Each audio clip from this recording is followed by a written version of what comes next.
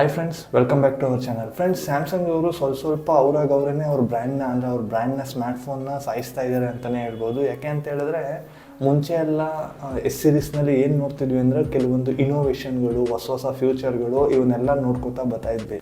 S6ನ ನೋಡಿ ನಿಮಗೆ ಅದರಲ್ಲಿ ಕಲರ್ ಡಿಸ್ಪ್ಲೇನ ನೋಡೋಕ್ಕೆ ಸಿಗ್ತಾ ಇತ್ತು. ಆಮೇಲೆ ನೆಕ್ಸ್ಟ್ ಬಂದ್ಬಿಟ್ಟು ಇನ್ಫಿನಿಟಿ ಡಿಸ್ಪ್ಲೇ ನಿಮಗೆ ನೋಡೋಕ್ಕೆ ಬರ್ತಾ ಇತ್ತು. ಆಮೇಲೆ S10ನಲ್ಲಿ ನೀವು ನೋಡ್ತಾ ಇದ್ರೆ ಅಲ್ಟ್ರಾಸೋನಿಕ್ ಫಿಂಗರ್ ಪ್ರಿಂಟ್ ಸ್ಕ್ಯಾನರ್ ನಿಮಗೆ ಸಿಗ್ತಾ ಇತ್ತು. ಇದೇ ರೀತಿಯಾಗಿ ಇನೋವೇಷನ್ ಕೆಲವೊಂದು ಹೊಸ ಫ್ಯೂಚರ್ನ ಆ್ಯಡ್ ಮಾಡ್ತಾ ಹೋಗ್ತಿದ್ರು ಸ್ಯಾಮ್ಸಂಗ್ ಅವರು ಎಸ್ ಸೀರೀಸ್ ಮೊಬೈಲ್ಗಳಲ್ಲಿ.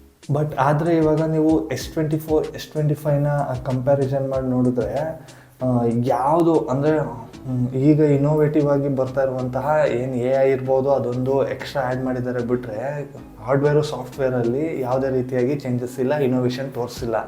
S24 ನೋಡಿದ್ರೆ S23 ಥರನೇ ಕಾಣಿಸುತ್ತೆ, ಬೇರೆ ಥರ ಏನಿಲ್ಲ. ಆ್ಯಂಡ್ S25 ಅಲ್ಟ್ರಾ ನೋಡಿದ್ರೆ S24 ಅಲ್ಟ್ರಾ ಥರನೇ ಕಾಣಿಸುತ್ತೆ. ಎಡ್ಜ್ ಒಂದು ಬಿಟ್ಟರೆ ಬೇರೆ ಏನೂ ಎಕ್ಸ್ಟ್ರಾ ಏನು ಇವರು ಇನೋವೇಟಿವ್ ಆಗಿ ಕೆಲಸ ಮಾಡಲಿಲ್ಲ ಈ ಸ್ಯಾಮ್ಸಂಗ್ ಎಸ್ ಸೀರೀಸ್ ಮೇಲೆ ಈಗ ಬರ್ತಾ ಇರೋ ಮೊಬೈಲ್ಗಳಲ್ಲಿ. ಸೇಮ್ ಚಾರ್ಜಿಂಗ್ ಸ್ಪೀಡ್ ಆಗಿರ್ಬೋದು ಮತ್ತು ಕೆಲವೊಂದು ಸಣ್ಣ ಪುಟ್ಟ ಹಾರ್ಡ್ವೇರು ಸಾಫ್ಟ್ವೇರ್ ಅಪ್ಡೇಟು, ಕೆಲವೊಂದು ಚೇಂಜಸ್ ಆಗಿರ್ಬೋದು ಬಿಟ್ಟರೆ ಹಳೆ ಫೋನ್ ಏನಿತ್ತು ಅದನ್ನೇ ಹೊಸ ಫೋನಾಗಿ ಇವರು ತರ್ತಾ ಇದ್ದಾರೆ. ಇನೋವೇಷನ್ ಅಂತ ಹೇಳ್ತಾರೆ ಹೊರತು ಬಟ್ ಏನು ಇನೋವೇಷನ್ನ ತೋರಿಸ್ತಾ ಇಲ್ಲ.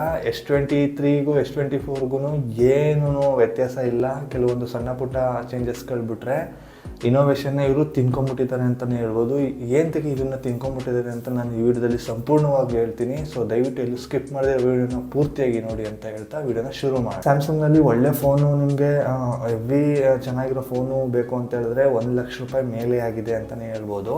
ಬಟ್ ಅಷ್ಟು ಕಾಸ್ಟ್ಲಿ ಅಂದರೆ ₹1,00,000 ಮೇಲಾದ್ರೂ ಇವರ ಫೋನ್ ಬಂದ್ಬಿಟ್ಟು ಮಿಡ್ ರೇಂಜ್ಗೇನೆ ಅಂತಲೇ ಹೇಳ್ಬೋದು. ಮಿಡ್ ರೇಂಜರ್ ಫೋನ್ ಏನು ಸಿಗ್ತಾ ಇದೆಯೋ ಇವರ ಟಾಪ್ ಎಂಡ್ ಅಂದರೆ ಹೈಯರ್ ಎಂಡ್ ಮೊಬೈಲಲ್ಲೂ ಅದೇ ಕೂಡ ಸಿಗ್ತಾ ಇದೆ ಅಂತಲೇ ಹೇಳ್ಬೋದು. ಈಗ ಏನಿದೆ S24 ultra over price mobile ಅಂತಲೇ ಹೇಳ್ಬೋದು.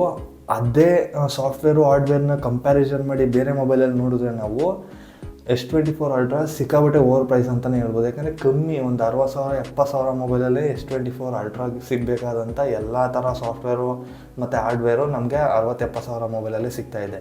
ಇದೊಂದು over price mobile, mid range phone ಅಂತಲೇ ಹೇಳ್ಬೋದು S24, S25 ಅಲ್ಟ್ರಾ.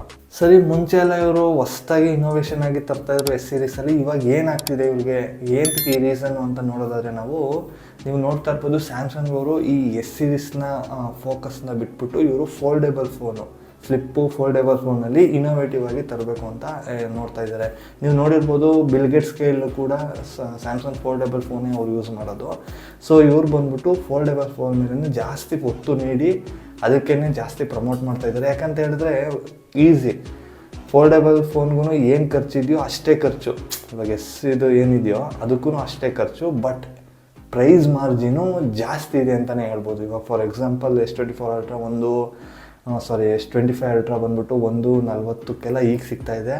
ಪ್ರೀ ಆರ್ಡರಲ್ಲಿ 120 ಸಿಗ್ತಾಯಿತ್ತು. ಅದೇ ನಾವು ಫೋಲ್ಡೇಬಲ್ ಫೋನ್ ಬಗ್ಗೆ ನೋಡಿದ್ರೆ 160, 180, 2 ಲಕ್ಷದವರೆಗೂ ಇದೆ. ಸೊ ಪ್ರೈಸು ಅದರಲ್ಲೇ ಇವ್ರಿಗೆ ಜಾಸ್ತಿ ಸಿಗ್ತಾ ಇರೋದು ಮಾರ್ಜಿನು.